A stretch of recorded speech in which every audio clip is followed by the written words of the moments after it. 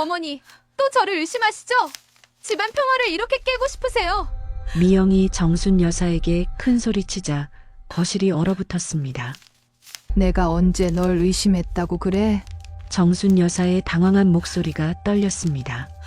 자꾸 저한테 이것저것 물어보시잖아요. 제가 뭘 잘못했다고 그러세요? 미영의 차가운 선전포고와 함께 15년 동안 쌓아온 가족 간의 불신이 걷잡을 수 없이 커져갔습니다. 영상 시작하기 전 실제 사연을 바탕으로 각색한 이야기를 전합니다. 구독과 좋아요로 따뜻한 응원 부탁드립니다. 경기도 성남의 오래된 주택가 30년 넘게 자리를 지킨 2층 단독주택에서 새벽 5시 반이면 어김없이 윤정순 여사의 하루가 시작됩니다.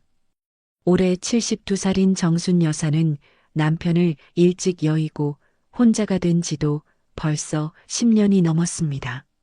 다행히 아들 내외가 함께 살고 있어 외로움을 달랠 수 있었지만 요즘 들어 자꾸만 마음 한구석이 무거워지는 건 왜일까요? 정순 여사는 늘 하던 대로 부엌에서 아침 준비를 시작했습니다. 된장찌개 끓이는 냄새가 집안에 퍼지자 2층에서 발소리가 들려옵니다. 아들 준호가 내려오는 소리였습니다. 어머니, 또 이렇게 일찍 일어나셨어요? 저희가 알아서 해드릴 텐데. 45살인 아들 준호가 미안한 표정으로 말했습니다. 정순 여사는 아들의 머리에 하얀 머리카락이 하나둘 늘어가는 모습을 보며 괜스레 마음이 짠해졌습니다. 괜찮다 아들아. 어차피 잠도 안 오는데 뭐. 미영이는 어디 갔지? 아, 미영이는 아침에 일찍 나갔어요. 친구 만난다고 하더라고요. 준호의 대답에 정순 여사는 고개를 끄덕였지만 속으로는 의아했습니다. 39살인 며느리가 이렇게 일찍 나가는 일이 언제부터 이렇게 잦아졌을까요? 예전에는 가족과 함께 아침을 먹는 것을 당연하게 여겼던 미영이었는데 말입니다. 그래, 요즘 친구들 만나는 일이 많나 보네. 네, 뭔가 바쁜 것 같아요. 준호도 어딘지 모르게 힘없는 목소리였습니다. 정순 여사는 아들의 표정을 자세히 살펴봤습니다. 평소 같으면 며느리 이야기를 할 때 밝은 미소를 지었던 준호였는데 오늘은 왠지 어두운 그림자가 드리워져 있었습니다. 아들아, 너도 미영이가 요즘 좀 이상하다는 생각 안 들어? 이상하다니요? 글쎄, 예전보다 말수도 줄었고 자꾸 밖에만 나가려고 하잖아. 준호는 잠시 망설이다가 대답했습니다. 요즘 스트레스를 좀 받는 것 같기는 해요. 친구들 만나서 기분 전환하는 거겠죠. 하지만 준호의 목소리에도 확신이 없어 보였습니다. 아들이 출근하고 나자 집안은 고요해졌습니다. 정순 여사는 혼자 남은 식탁에서 아침을 먹으며 생각에 잠겼습니다. 며느리 미영과 함께 산 지도 벌써 15년이 넘었는데 언제부터 이렇게 서먹해진 걸까요? 미영은 원래 활발하고 밝은 성격이었습니다. 처음 며느리로 들어왔을 때는 시어머니에게 이것저것 물어보며 가정의 규칙들을 배우려 했고 명절 때면 앞장서서 음식을 준비했습니다. 그때는 어머니, 이거 어떻게 하는 거예요? 라며 수줍게 물어보던 24살의 새댁이었습니다. 하지만 언제부터인가 그 모습들이 하나둘 사라져갔습니다. 특히 몇 년 전부터는 대화 자체가 줄어들기 시작했죠. 요즘에는 네, 아니요 정도의 짧은 대답만 하는 경우가 대부분이었습니다. 정순 여사는 며느리가 변한 이유를 곰곰 생각해 봤습니다. 혹시 자신이 무심코 한 말에 상처를 받았을까요? 아니면 시댁살이가 답답해서 그런 걸까요? 39살이면 아직 젊은 나이인데 아이도 없이 시어머니와만 시간을 보내는 게 지루할 수도 있겠다는 생각이 들었습니다. 오전 10시쯤 이웃집 박 여사가 찾아왔습니다. 손에는 직접 담근 김치 한 통을 들고 있었습니다. 정순 언니, 김치 좀 나눠드리려고 왔어요. 올해 배추가 정말 잘 됐거든요. 어머, 고마워. 들어와. 두 사람은 거실에 앉아 차를 마시며 이런저런 이야기를 나눴습니다. 박 여사는 정순 여사의 표정이 어딘지 어둡다는 걸 눈치챘습니다. 언니, 무슨 걱정이라도 있어요? 얼굴이 좀 어두워 보이네요. 정순 여사는 잠시 망설이다가 입을 열었습니다. 사실, 요즘 우리 며느리가 좀 이상해. 예전 같지가 않다고 해야 하나. 어떻게요? 글쎄, 말수도 줄었고 자꾸 어디론가 나가기만 해. 그리고 전화를 받을 때 보면 왜 그렇게 조심스러워 하는지 모르겠어. 박 여사가 고개를 끄덕였습니다. 사실 동네에서도 미영에 대한 이야기가 가끔 나오곤 했습니다. 아, 그거면 혹시 언니네 집 앞에서 낯선 남자랑 이야기하는 거 본 적 있어요? 정순 여사의 눈이 커졌습니다. 네, 무슨 소리야? 아, 그냥 지난주에 우연히 봤는데 미영이가 키 큰 남자분이랑 뭔가 진지하게 이야기하더라고요. 그래서 좀 이상하다 싶었어요. 정순 여사의 가슴이 철렁 내려앉았습니다. 며느리가 집 밖에서 다른 남자와 만난다니 이게 무슨 일일까요? 혹시 그 남자가 어떻게 생겼는지 기억나? 정장을 입고 있었고 서류 같은 걸 들고 있더라고요. 뭔가 사업가 같은 느낌이었어요. 그런데 미영이 표정이 좀 심각해 보이더라고요. 서류를 들고 있었다고? 네, 큰 봉투 같은 것도 있었던 것 같고요. 박 여사가 돌아간 후 정순 여사는 하루 종일 마음이 편치 않았습니다. 며느리의 최근 행동들이 하나씩 퍼즐처럼 맞춰지기 시작했습니다. 늦은 귀가, 비밀스러운 전화 통화, 그리고 낯선 남자와의 만남까지. 설마 그런 건 아니겠지? 정순 여사는 고개를 저었지만 불안한 마음은 쉽게 가라앉지 않았습니다. 39살이면 아직 젊은 나이인데 혹시 다른 남자에게 마음이 흔들린 건 아닐까요? 오후 5시쯤 미영이 집에 돌아왔습니다. 평소보다 화장이 진하고 향수 냄새도 났습니다. 어머니, 다녀왔습니다. 응, 고생했어. 어디 갔다 오는 길이야? 친구들이랑 쇼핑하고 차 마시고 왔어요. 미영의 대답은 여전히 간단했습니다. 하지만 정순 여사는 며느리의 눈빛이 예전과 다르다는 걸 느꼈습니다. 뭔가 숨기고 있다는 느낌, 거짓말을 하고 있다는 직감이 들었습니다. 그래, 친구들은 다 괜찮고? 네, 다들 잘 지내요. 미영은 대충 대답하고는 2층으로 올라가 버렸습니다. 정순 여사는 며느리의 뒷모습을 바라보며 한숨을 내쉬었습니다. 그날 밤 가족이 모인 저녁 식사 시간에도 어색한 분위기는 계속됐습니다. 준호는 회사 일로 피곤해 보였고 미영은 계속 휴대폰만 들여다보고 있었습니다. 미영아, 휴대폰 좀 내려놓고 밥 먹자. 준호가 조심스럽게 말했지만 미영은 시큰둥한 표정으로 휴대폰을 테이블에 내려놓기만 했습니다. 내가 이 집에 짐처럼 남아있는 건 아닌가. 정순 여사는 또다시 이런 생각에 빠졌습니다. 가족이 함께 살고 있지만 뭔가 어긋나고 있다는 느낌, 겉으로는 평온해 보이지만 그 속에 숨겨진 무언가가 있다는 불안감이 마음을 짓눌렀습니다. 며칠이 지나도 정순 여사의 마음은 편치 않았습니다. 박 여사가 말한 낯선 남자와 서류 이야기가 자꾸 머릿속을 맴돌았거든요. 그러던 어느 날 오후 정순 여사가 빨래를 널고 있을 때였습니다. 어머니, 잠깐만요. 미영이 급하게 부엌으로 뛰어들어갔습니다.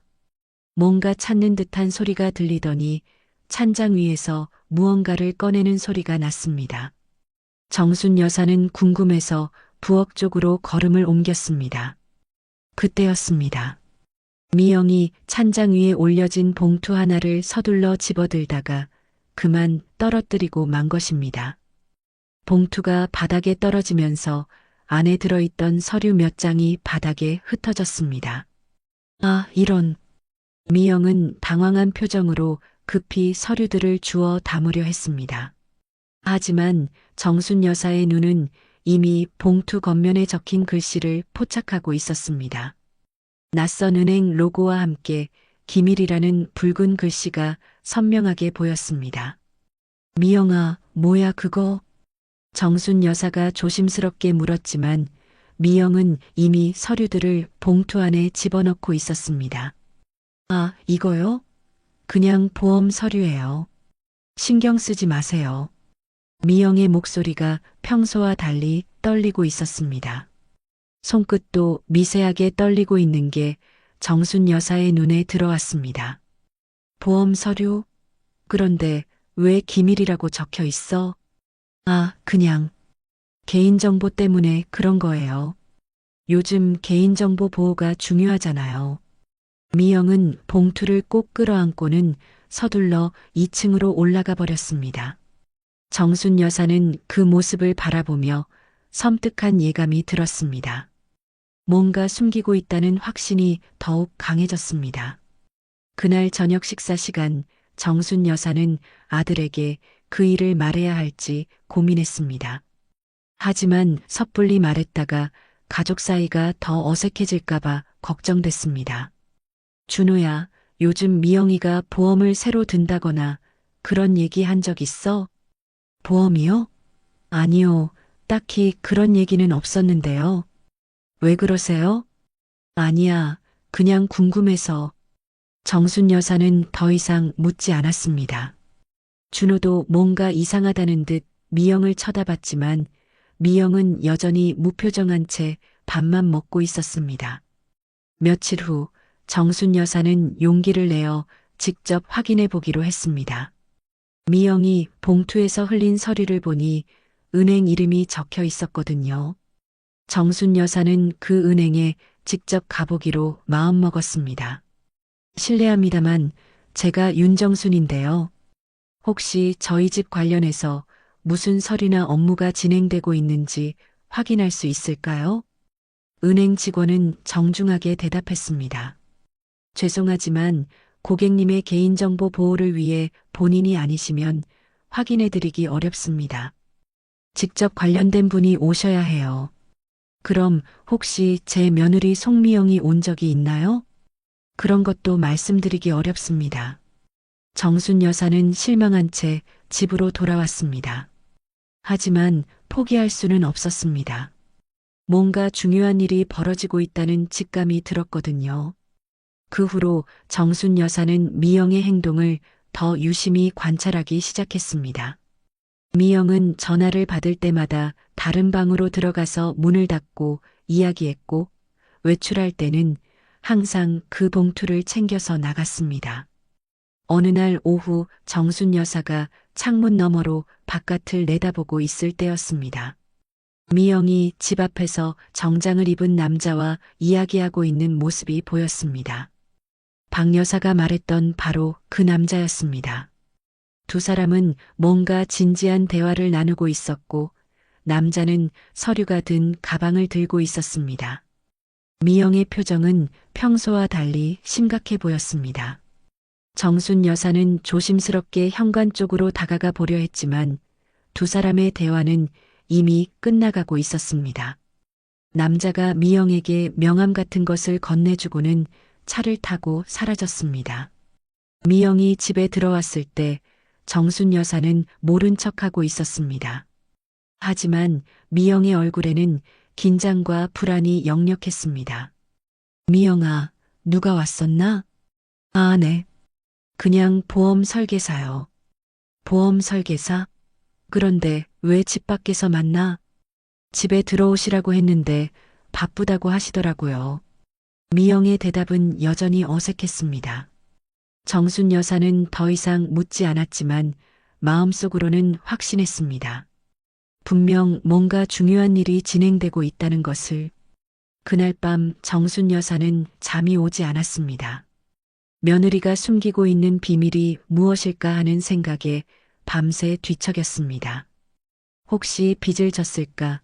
아니면 정말 다른 남자가 있는 걸까 하는 온갖 상상이 머릿속을 맴돌았습니다. 다음 날 아침 준호가 출근 준비를 하면서 말했습니다.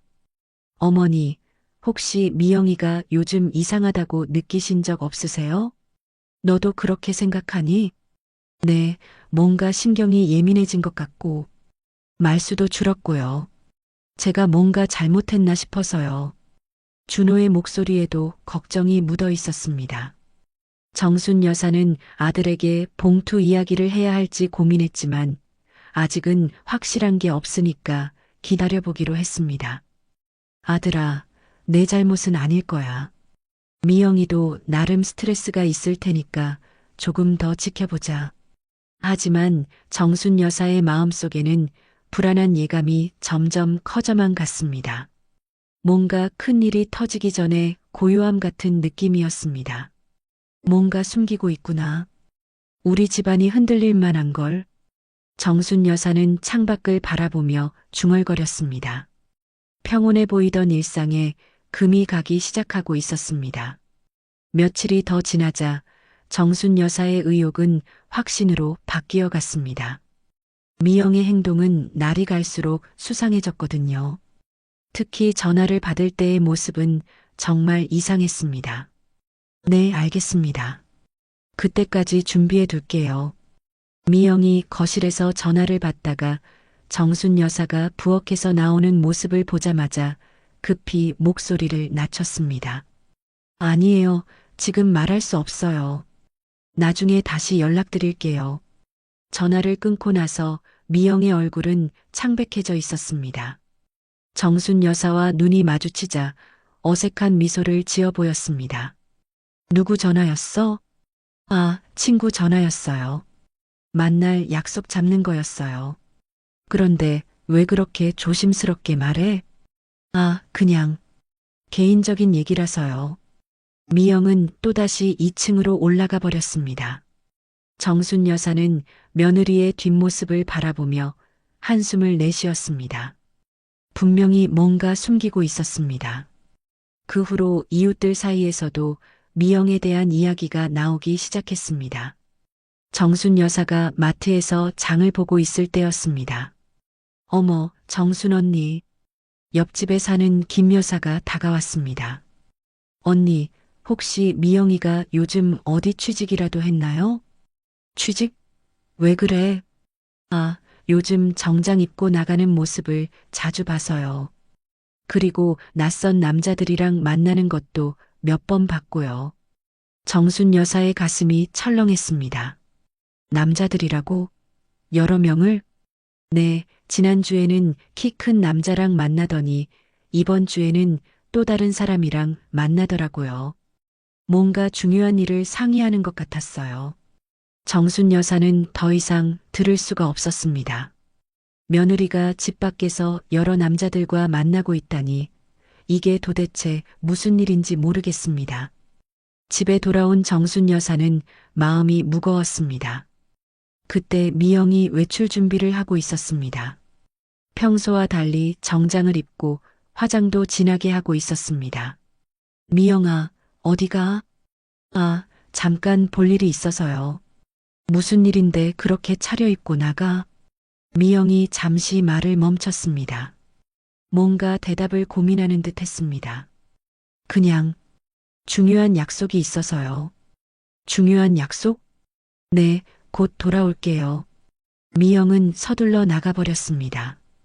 정순 여사는 창문으로 내다보니 미영이가 그 봉투를 들고 있는 것이 보였습니다. 오후가 되자 정순 여사는 더 이상 참을 수 없었습니다. 직접 미영을 따라가 보기로 마음먹었습니다. 마침 미영이 또 외출 준비를 하고 있었거든요. 정순 여사는 멀찍이 떨어져서 미영을 따라갔습니다. 미영은 버스를 타고 시내로 향했습니다. 정순 여사도 조심스럽게 같은 버스에 탔습니다. 미영이 내린 곳은 시내 중심가에 있는 큰 건물 앞이었습니다. 법무법인이라는 간판이 보였습니다. 정순 여사는 깜짝 놀랐습니다. 법무법인이라니 왜 며느리가 그런 곳에 가는 걸까요? 미영은 건물 앞에서 잠시 망설이다가 안으로 들어갔습니다. 정순 여사는 어떻게 해야 할지 모르겠어서 건물 앞 카페에 앉아서 기다렸습니다. 1시간 정도 지나자 미영이 나왔습니다. 그런데 표정이 매우 심각했습니다. 뭔가 충격적인 이야기를 들었다는 듯 창백한 얼굴이었습니다. 미영은 건물 앞에서 전화를 걸었습니다. 정순 여사는 멀리서 입모양을 보려고 했지만 잘 보이지 않았습니다. 다만 미영의 표정이 점점 어두워지는 것은 확실히 보였습니다. 집에 돌아온 미영은 평소와 완전히 다른 모습이었습니다. 말수가 더욱 줄었고 식사도 제대로 하지 않았습니다. 미영아, 밥 좀 먹어라. 얼굴이 왜 이렇게 안 좋아? 아니에요, 괜찮아요. 어디 아픈 데라도 있어? 아니라고 했잖아요. 미영의 목소리에는 평소에 없던 날카로움이 있었습니다. 정순 여사는 더 이상 말을 걸 수 없었습니다. 저녁에 준호가 돌아왔을 때도 미영은 여전히 우울한 표정이었습니다. 준호도 아내의 이상한 모습을 눈치챘습니다. 미영아, 무슨 일 있어? 얼굴이 너무 안 좋은데. 아무것도 아니야. 그냥 피곤해서. 요즘 계속 이상해. 무슨 일인지 말해봐. 이상하다니? 나 멀쩡한데 무슨 소리야? 미영의 목소리가 점점 높아졌습니다. 준호는 당황한 표정으로 아내를 바라봤습니다. 미영아, 왜 그래? 내가 뭔가 잘못했어? 당신이 잘못한 게 아니라. 미영이 말을 하다가 갑자기 멈췄습니다. 뭔가 말하려다가 참은 것 같았습니다. 뭐가 아니라고? 아무것도 아니야. 그냥 놔둬. 미영은 그날 밤 거의 말을 하지 않았습니다. 가족들과의 대화도 피했고 일찍 잠자리에 들어버렸습니다. 정순 여사는 그날 밤 잠을 이룰 수 없었습니다. 며느리가 법무법인에 간 것, 그리고 그 후의 이상한 행동들이 계속 머릿속을 맴돌았습니다. 법무법인이라. 도대체 무슨 일로 그런 곳에 간 걸까? 정순 여사는 온갖 상상을 했습니다. 혹시 이혼을 생각하고 있는 건 아닐까? 아니면 정말 큰 문제가 생긴 건 아닐까 하는 걱정이 들었습니다. 다음 날 아침에도 미영의 표정은 어두웠습니다. 아침 식사 때도 거의 말을 하지 않았고 준호가 말을 걸어도 성의 없이 대답하기만 했습니다. 어머니, 또 저를 의심하시죠? 집안 평화를 이렇게 깨고 싶으세요? 갑자기 미영이 정순 여사에게 큰 소리쳤습니다. 정순 여사는 깜짝 놀랐습니다. 내가 언제 널 의심했다고 그래? 자꾸 저한테 이것저것 물어보시잖아요. 제가 뭘 잘못했다고 그러세요? 미영의 목소리는 떨리고 있었습니다. 뭔가 극도로 예민해진 상태였습니다. 준호가 황급히 말렸습니다. 미영아, 왜 그래? 어머니가 그런 뜻으로 말한 게 아니잖아. 하지만 미영은 이미 2층으로 올라가 버렸습니다. 정순 여사와 준호는 어리둥절한 채 남겨졌습니다. 미영이 그렇게 화를 내고 올라간 후 집안 분위기는 더욱 얼어붙었습니다. 준호는 어머니에게 미안하다는 표정을 지으며 말했습니다. 어머니, 미영이가 요즘 예민해서 그래요. 너무 신경 쓰지 마세요. 아니야, 아들아. 내가 정말 뭔가 잘못한 걸 수도 있어. 미영이 입장에서는 시어머니가 자꾸 캐묻는 게 부담스러웠을 수도 있고, 하지만 정순 여사의 마음은 복잡했습니다. 며느리의 갑작스러운 폭발이 단순히 스트레스 때문만은 아닌 것 같았거든요. 뭔가 큰 비밀을 숨기고 있는 사람의 반응 같았습니다. 그 후로 며칠 동안 미영은 거의 집에 있지 않았습니다. 아침 일찍 나가서 저녁 늦게 들어오는 일이 반복됐습니다. 준호가 물어봐도 친구들 만나고 있다는 똑같은 대답만 되풀이했습니다. 정순 여사는 점점 더 불안해졌습니다. 특히 이웃들의 시선이 느껴지기 시작했거든요. 마트에 장 보러 가면 사람들이 수군거리는 소리가 들렸습니다. 저 집 며느리 요즘 이상한 남자들이랑 만나는 것 같던데요? 그러게요. 어제도 봤는데 정장 입은 남자랑 뭔가 심각하게 이야기하더라고요. 혹시 바람이라도 피우는 건 아니겠죠? 정순 여사는 그런 말들을 들을 때마다 가슴이 철렁 내려앉았습니다. 소문이 이렇게 퍼지면 준호에게도 상처가 될 텐데 걱정이 앞섰습니다. 그러던 어느 날 정순 여사는 결정적인 장면을 목격하게 됩니다. 오후 2시쯤 창문을 통해 밖을 내다보던 중이었습니다. 미영이 집 앞 골목에서 또 다른 남자와 만나고 있었습니다. 이번에는 이전에 봤던 사람과는 다른 남자였습니다. 나이는 40대 초반쯤 되어 보였고 값비싼 정장을 입고 있었습니다. 두 사람의 대화는 상당히 격렬해 보였습니다. 미영이 고개를 저으며 뭔가를 거부하는 듯했고 남자는 계속 설득하는 것 같았습니다. 그러다가 남자가 미영에게 큰 봉투 하나를 건넸습니다. 미영은 그 봉투를 받고 나서 잠시 망설이는 듯 하더니 결국 받아들었습니다. 그리고 남자는 미영의 어깨를 툭툭 치며 뭔가 말을 한 후 차를 타고 사라졌습니다.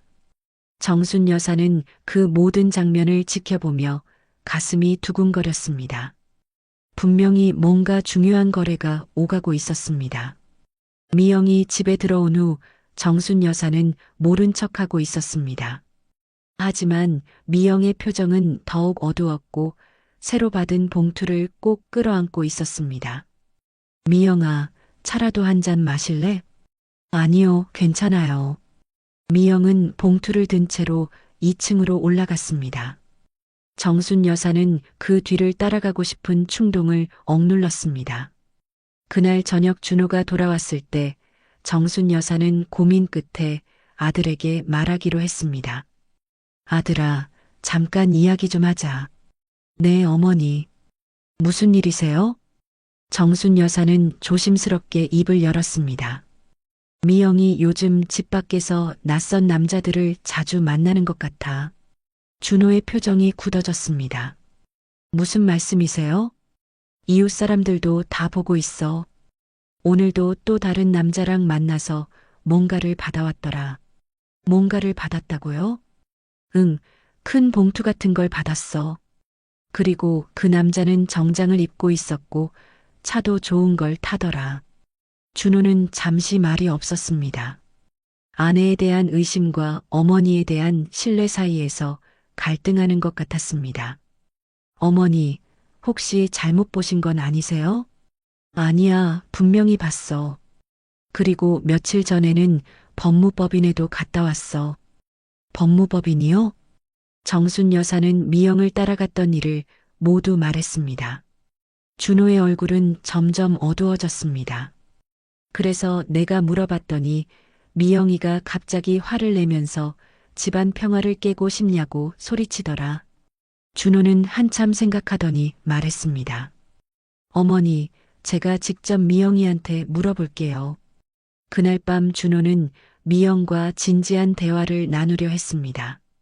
미영아, 요즘 어디 다니는 거야? 어머니가 걱정하시더라. 또 시작이네. 어머니가 뭐라고 하셨는데? 미영의 목소리에는 경계심이 섞여 있었습니다. 낯선 남자들이랑 만난다고 하시던데 무슨 일이야? 남자들이라니? 그냥 일 때문에 만나는 사람들이야. 일? 무슨 일인데? 그냥 개인적인 일이야. 당신이 알 필요 없어. 준호는 아내의 태도에 당황했습니다. 예전에 미영이라면 이런 식으로 대답하지 않았을 텐데요. 미영아, 우리 사이에 숨길 게 뭐가 있어? 무슨 일인지 말해봐. 자꾸 캐묻지 마. 나도 내 일은 알아서 할 수 있다고. 미영이 갑자기 목소리를 높였습니다. 준호는 깜짝 놀라 뒤로 물러섰습니다. 왜 이렇게 예민해? 부부 사이에 무슨 말 못할 일이 있어? 부부 사이라고 해서 모든 걸 다 말해야 하는 건 아니잖아. 미영의 말에 준호는 상처를 받았습니다. 결혼한 지 15년 만에 처음 듣는 말이었거든요. 미영아, 나한테 무슨 불만이라도 있어? 아니면 내가 뭘 잘못했어? 당신 잘못은 없어. 그냥 내일은 내가 알아서 할 테니까 간섭하지 마. 그날 밤 부부는 서로 등을 돌리고 잠자리에 들었습니다. 준호는 뒤척이며 잠을 이루지 못했고 미영도 마찬가지였습니다. 이튿날 아침 준호는 출근 전에 어머니에게 말했습니다. 어머니, 미영이한테 물어봤는데 일 때문에 만나는 사람들이라고 하네요. 무슨 일인데? 그것까진 말해주지 않았어요. 정순 여사는 아들의 표정을 보고 알 수 있었습니다. 아들도 뭔가 이상하다는 걸 느끼고 있다는 것을. 아들아, 뭔가 심상치 않아. 조심해야 할 것 같아. 네, 알겠어요. 좀 더 지켜보죠. 하지만 정순 여사의 불안은 날이 갈수록 커져만 갔습니다. 뭔가 큰일이 일어날 것 같은 예감이 들었거든요. 그날 밤 11시 집안이 조용해진 후 미영은 자신의 방에서 조심스럽게 그 봉투를 꺼냈습니다. 책상 위에 서류들을 하나씩 펼쳐놓고 찬찬히 살펴보기 시작했습니다. 이거면 충분해. 미영의 입가에 차가운 미소가 번졌습니다. 정순 여사의 과거 채무 서류와 친자 확인서를 번갈아 보며 만족스러운 표정을 지었습니다. 30년 전 빚이니까 이자까지 합치면 상당할 거야. 그리고 준호가 친아들이 아니라는 것도. 이 두 개면 이 집 재산을 내 마음대로 할 수 있겠어. 미영은 서류들을 정리하며 혼잣말을 계속했습니다. 어차피 준호는 상속권도 없는 거나 마찬가지고 시어머니는 과거 빚 때문에 꼼짝 못할 거야. 결국 이 모든 재산이 내 손에 들어오게 되는 거지. 미영의 표정은 점점 더 차가워졌습니다. 가족에 대한 애정은 찾아볼 수 없었고 오직 계산적인 시선만 남아 있었습니다. 그때 방문 밖에서 작은 소리가 났습니다. 정순 여사가 화장실을 다녀오는 길에 며느리 방 앞을 지나가다가 불빛이 새어나오는 것을 보고 문틈으로 살짝 들여다본 것입니다. 정순 여사는 미영의 모습을 보고 깜짝 놀랐습니다. 며느리의 얼굴에 떠있는 그 표정은 평소에 본 적이 없는 섬뜩한 모습이었거든요.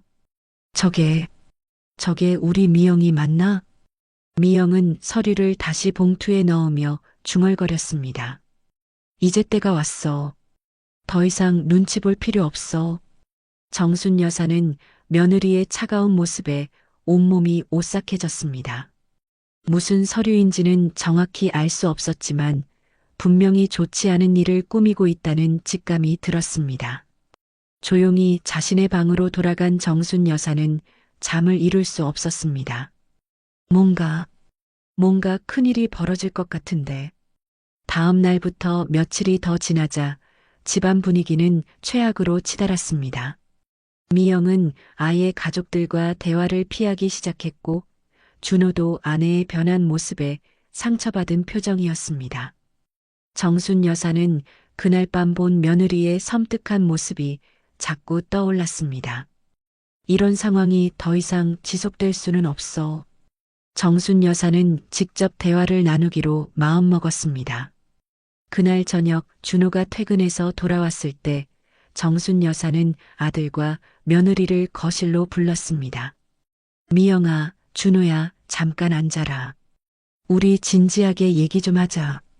미영은 내키지 않는 표정으로 자리에 앉았지만 눈빛에는 며칠 전 밤에 정순 여사가 본 그 차가운 기색이 스쳐 지나갔습니다.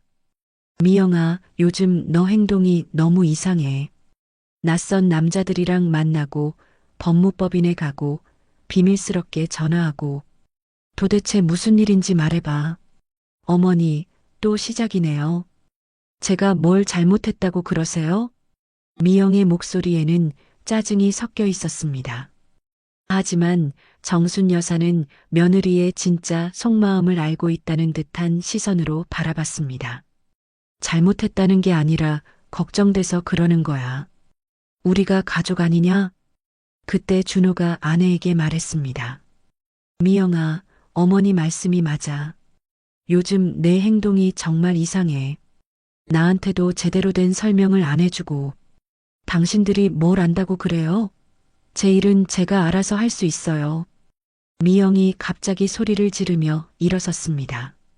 그 순간 미영이 들고 있던 가방이 바닥에 떨어졌습니다. 아, 이런. 미영이 당황해서 급히 주워 담으려 했지만 가방 지퍼가 완전히 열려 있어서 안에 들어있던 봉투와 서류들이 바닥에 흩어졌습니다. 정순 여사와 준호는 그 서류들을 보고 깜짝 놀랐습니다. 정순 여사는 며칠 전 밤에 본 바로 그 서류들이라는 것을 직감적으로 알 수 있었습니다. 미영아, 이게 뭐야? 준호가 그중 하나를 집어들었습니다.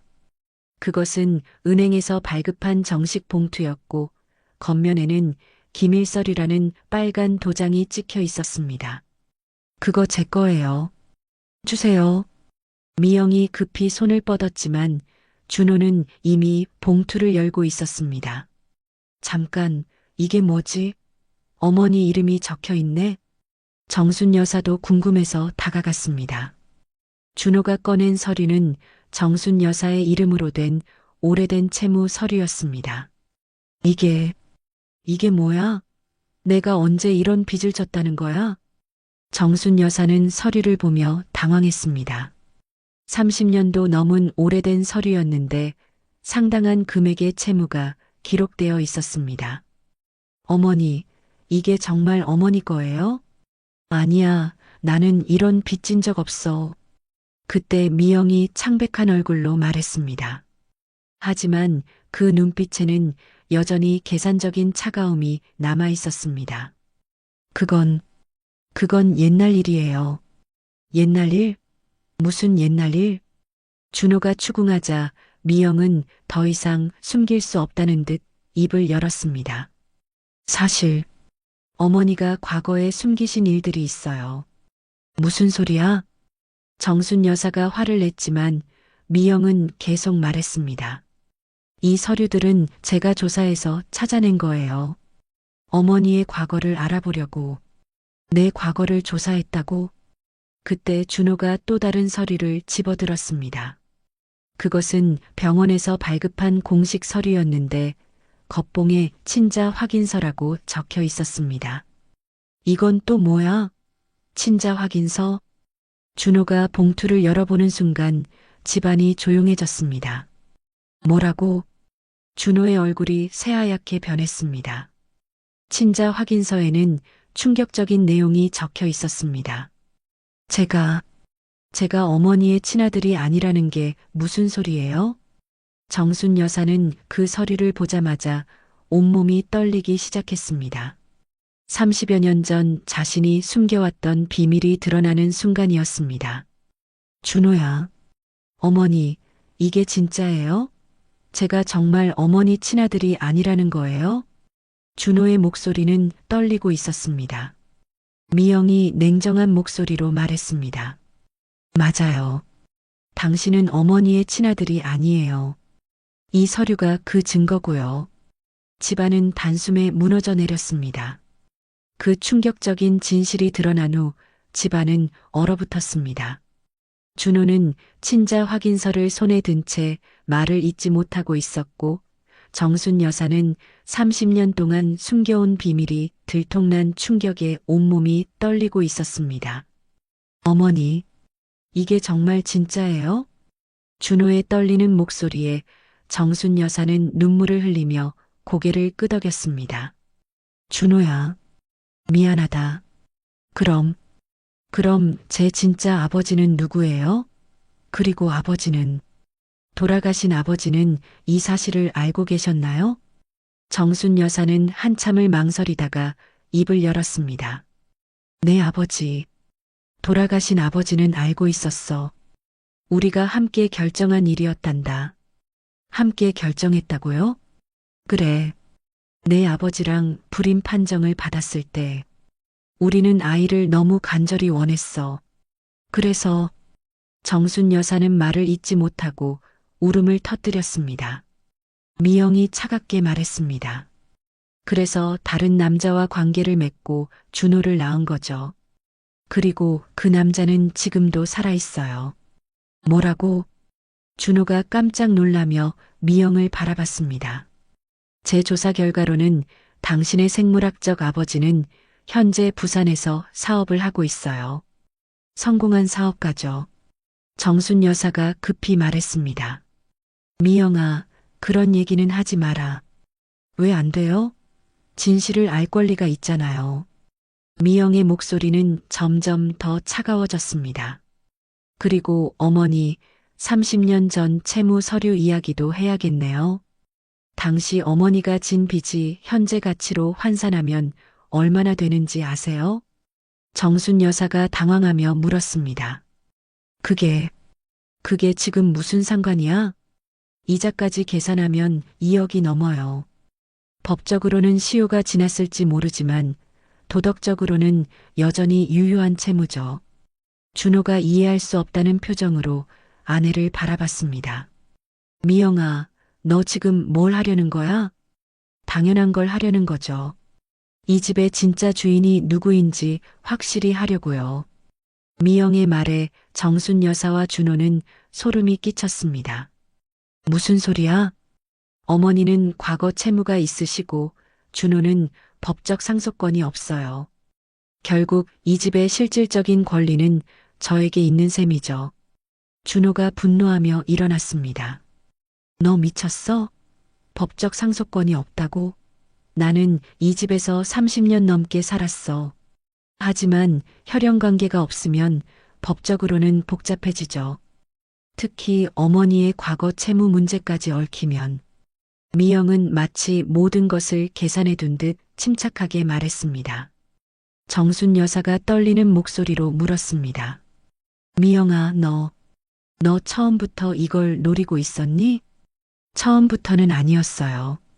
하지만 우연히 이 사실들을 알게 되면서 이게 우리 가족의 새로운 출발점이 될 수 있다고 생각했어요. 새로운 출발점? 네. 솔직히 말하면 저는 이 답답한 집에서 시어머니 눈치 보며 사는 게 너무 힘들었어요. 이제는 제가 주도권을 잡고 우리 가족을 이끌어가고 싶어요. 준호는 아내의 말을 듣고 완전히 충격에 빠졌습니다. 미영아, 너가 이런 사람이었어? 저는 현실적인 사람이에요. 감정에만 휩쓸려서는 살 수 없어요. 그때 정순 여사가 간신히 입을 열었습니다. 내가 정말 우리 집 재산을 노리고 있었구나. 재산을 노린다기보다는 정당한 권리를 찾는 거예요. 저는 이 집의 며느리로서 15년 동안 희생했어요. 이제 그 대가를 받을 때가 된 거죠. 미영의 냉정한 말에 집안 분위기는 더욱 차가워졌습니다. 준호가 고개를 저었습니다. 믿을 수가 없어. 내 아내가 이런 생각을 하고 있었다니. 당신은 너무 순진해요, 여보. 세상은 그렇게 호락호락하지 않아요. 그래도 이건 아니잖아. 가족을 배신하는 거잖아. 가족? 미영이 비웃었습니다. 진짜 가족이었다면 처음부터 이런 거짓말은 없었겠죠. 정순 여사가 눈물을 흘리며 말했습니다. 미영아, 제발 이러지 마라. 내가 뭘 잘못했는지 말해봐. 내가 고칠 수 있는 건 고칠게. 이미 늦었어요, 어머니. 저는 이미 변호사와 상담도 받았고 필요한 서류들도 다 준비했어요. 변호사? 네, 법무법인에 간 것도 이 일 때문이었어요. 어머니의 과거 채무와 준호의 상속권 문제에 대해 법적 조언을 받으러 간 거였죠. 준호가 분노를 참지 못하고 소리쳤습니다. 너 정말 계획적으로 이 모든 걸 준비했구나. 저도 살아야 하니까요. 계속 이렇게 눈치 보며 살 수는 없어요. 그때 정순 여사가 간신히 일어서며 말했습니다. 알겠다. 내가 원하는 게 이 집이라면 내가 나가면 되겠구나. 어머니. 준호가 어머니를 붙잡으려 했지만 정순 여사는 고개를 저었습니다. 아니야, 준호야. 미영이 말이 맞아. 내가 거짓말을 하고 살아왔으니까 이제 그 대가를 치러야지. 미영이 만족스러운 표정으로 말했습니다. 현명한 선택이세요, 어머니. 하지만 준호는 받아들일 수 없었습니다. 안 돼. 어머니가 나가실 이유가 없어. 이건 우리 집이야. 준호야. 정순 여사가 아들의 손을 잡으며 말했습니다. 미영이가 원하는 건 이 집이 아니야. 우리 가족을 완전히 무너뜨리는 거야. 그 말을 들은 미영의 얼굴에 차가운 미소가 떠올랐습니다. 정순 여사의 말이 정확히 맞아떨어졌기 때문입니다. 집안 전체가 돌이킬 수 없는 파국으로 치달아가고 있었습니다. 그 충격적인 대화가 끝난 후 며칠이 지났지만 집안 분위기는 최악이었습니다. 준호는 회사에서도 제대로 일에 집중할 수 없었고 정순 여사는 거의 방에서 나오지 않았습니다. 미영만이 평소와 다름없이 행동하며 자신의 계획을 착착 진행하고 있었습니다.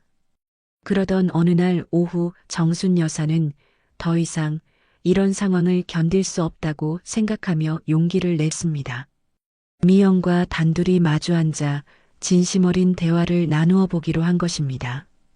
미영아, 우리 얘기 좀 하자. 거실에 앉은 정순 여사의 목소리는 평소와 달리 단호했습니다. 무슨 얘기를 하실 건데요? 미영은 여전히 차가운 표정이었습니다. 내가 정말 원하는 게 뭔지 알고 싶어. 이미 말씀드렸잖아요. 이 집에서 새롭게 시작하고 싶은 거예요. 새롭게 시작한다는 게 나를 이 집에서 내쫓는 거야? 미영이 잠시 망설이다가 대답했습니다. 꼭 그런 건 아니에요. 하지만 지금처럼은 안 돼요. 정순 여사가 깊은 한숨을 내쉬며 말했습니다. 미영아, 나도 내 잘못을 안다. 준호 아버지와 내가 거짓말을 하고 살았던 것도 알고 그로 인해 너희들이 상처받은 것도 안다. 그럼 이해하시는 거네요. 하지만 정순 여사의 목소리가 떨렸습니다. 하지만 그때 우리도 어쩔 수 없었어.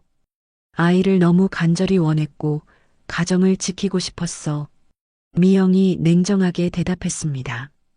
그 시절의 사정은 이해해요. 하지만 그 결과로 지금 우리가 이런 상황에 놓인 것도 사실이잖아요. 그래도 가족 아니야? 함께 해결 방법을 찾아볼 수 있잖아.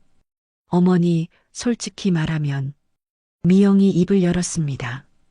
저는 이미 다른 길을 생각하고 있어요. 다른 길? 이혼이요. 정순 여사는 깜짝 놀라 미영을 바라봤습니다. 이혼? 갑자기 왜? 준호가 친아들이 아니라는 사실을 알고 나니까 이 가정에 더 이상 미래가 없다는 생각이 들어요. 정순 여사의 가슴이 철렁 내려앉았습니다. 미영아, 그건 너무해. 혈연 관계가 중요한 게 아니야.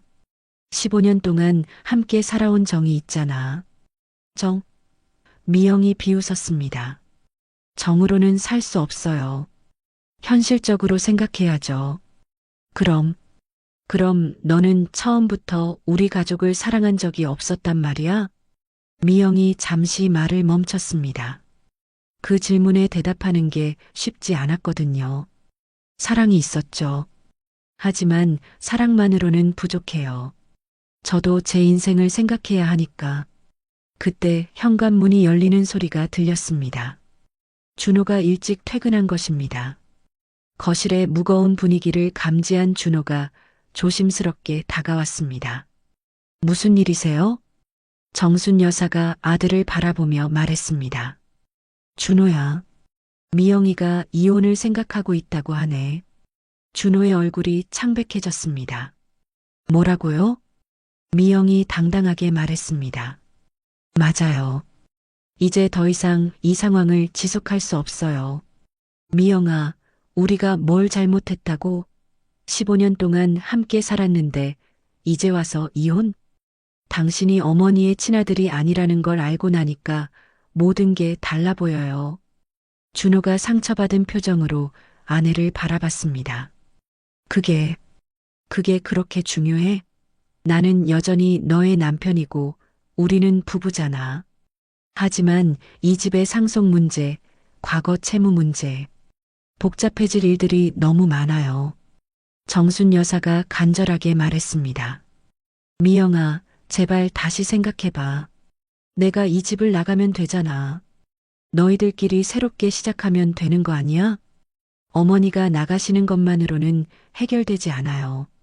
법적인 문제들이 남아 있어요. 준호가 분노를 참지 못하고 소리쳤습니다. 법적인 문제? 너는 지금 변호사야, 판사야? 왜 자꾸 법 타령이야?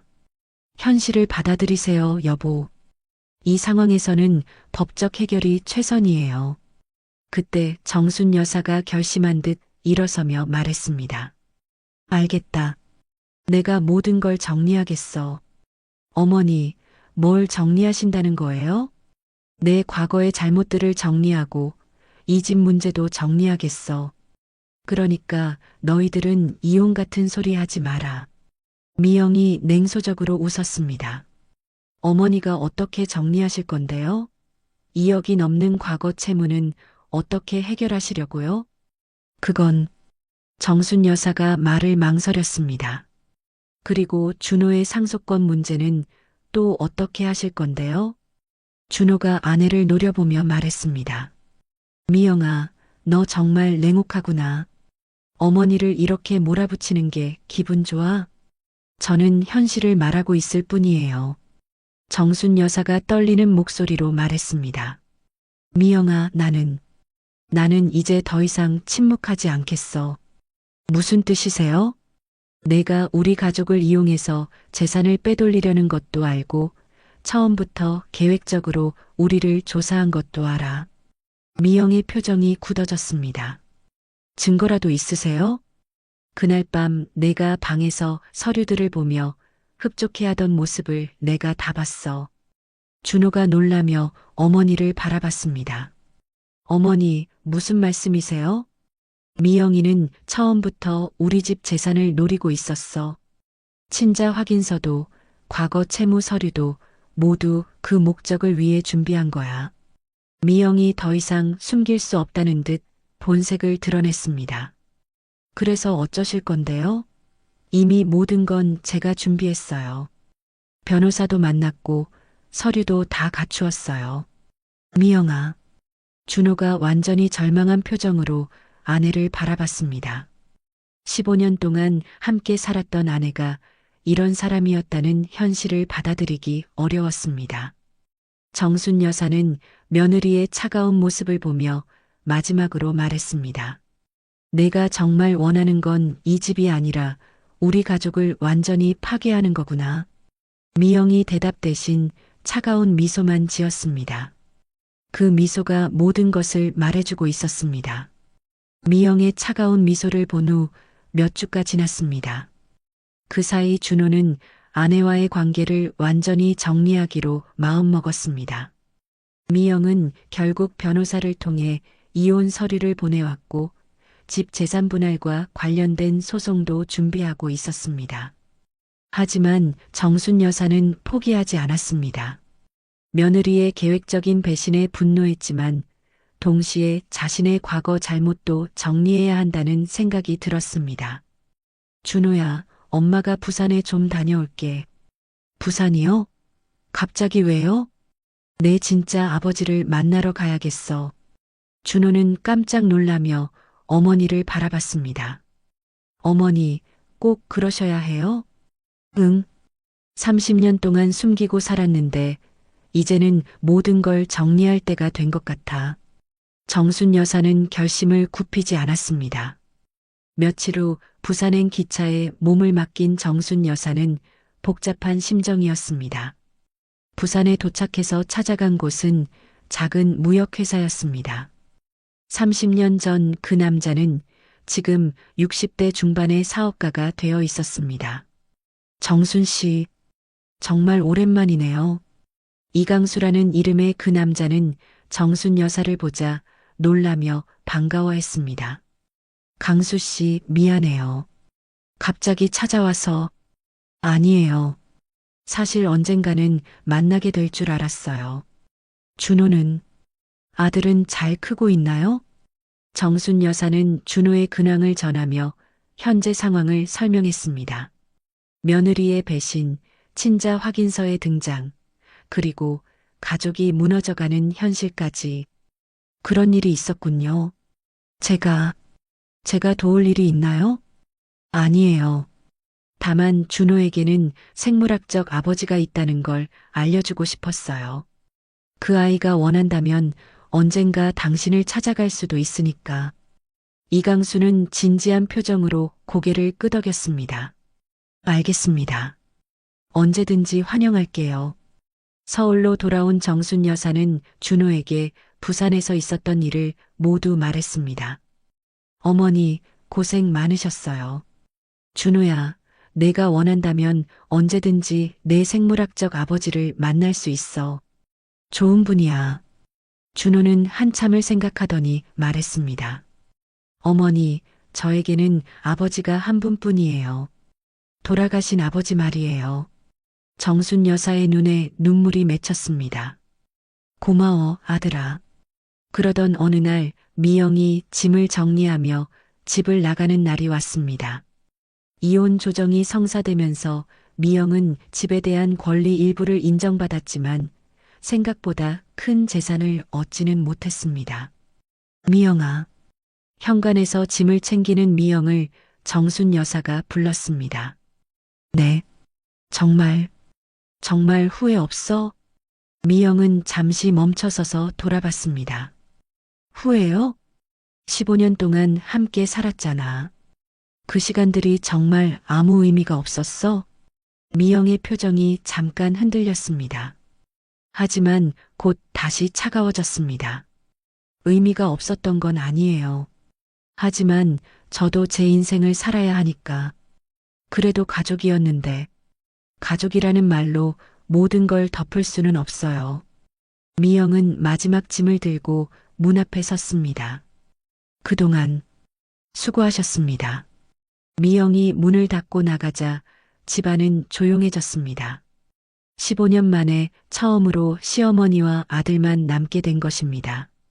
어머니, 괜찮으세요? 응, 괜찮아. 오히려 속이 시원하네. 정순 여사는 정말로 후련한 표정이었습니다. 이제 우리 둘이서 새롭게 시작해야겠네. 네, 어머니. 그 후 몇 달이 지났습니다. 정순 여사와 준호는 큰 집을 정리하고 작은 전세 아파트로 이사했습니다. 미영과의 재산 분할로 집을 일부 처분해야 했지만 두 사람은 오히려 만족했습니다. 어머니, 여기가 훨씬 아늑한 것 같아요. 그러게. 너무 큰 집에서 사는 것도 부담이었는데 작은 아파트에서의 생활은 예상보다 편안했습니다. 시장에서 장을 보고 함께 요리하고 저녁에는 텔레비전을 보며 대화를 나누는 소소한 일상이 행복했습니다. 어느 날 저녁 준호가 말했습니다. 어머니, 저 다시 결혼하면 어떻게 생각하세요? 너 좋은 사람 만났어? 아직은 아니에요. 하지만 언젠가는 당연히 해야지. 내가 행복하면 나도 행복해. 정순 여사는 진심으로 아들의 행복을 빌어주었습니다. 다만 이번에는 진짜 좋은 사람을 만나야 해. 네, 알겠어요. 두 사람은 웃으며 대화를 이어갔습니다. 그로부터 1년 후 정순 여사는 동네 경로당에서 새로운 친구들을 만나며 활기찬 노년을 보내고 있었습니다. 준호도 회사에서 승진하면서 새로운 인생 목표를 세우고 있었습니다. 어머니, 오늘 회사에서 좋은 소식이 있었어요. 무슨 소식? 승진 발표가 났는데 제가 과장으로 승진했어요. 어머, 정말 축하한다, 아들아. 정순 여사는 진심으로 기뻐했습니다. 이제는 저도 제 길을 찾아가고 있는 것 같아요. 어머니도 요즘 경로당에서 즐겁게 지내시고. 그러게. 예전에는 미영이 눈치 보느라 경로당에도 못 갔는데 이제는 자유롭게 다닐 수 있어서 좋아. 두 사람은 서로를 바라보며 미소를 지었습니다. 어머니, 그때 미영이 일로 많이 힘드셨죠? 힘들긴 했지만 덕분에 우리가 더 가까워진 것 같아. 그리고 내 과거의 잘못도 정리할 수 있었고, 정순 여사는 창밖을 바라보며 중얼거렸습니다. 비밀은 아픔을 남기지만 용기는 새로운 길을 열어주는구나. 준호가 어머니의 손을 잡으며 말했습니다. 어머니, 이제는 저도 제 길을 찾아야겠어요. 하지만 어머니 곁은 끝까지 지킬 겁니다. 고마워, 아들아. 작은 아파트에서 펼쳐지는 새로운 일상은 이전보다 훨씬 평온하고 따뜻했습니다. 거짓과 의심으로 얼룩졌던 과거를 뒤로하고 진실한 마음으로 서로를 지켜가는 진짜 가족의 모습이었습니다. 정순 여사는 이제 더 이상 두려워하지 않았습니다. 30년 동안 숨겨왔던 비밀이 드러났지만 그것이 오히려 자신과 아들을 더 강하게 만들어준다는 것을 깨달았습니다. 새로운 삶의 시작이었습니다.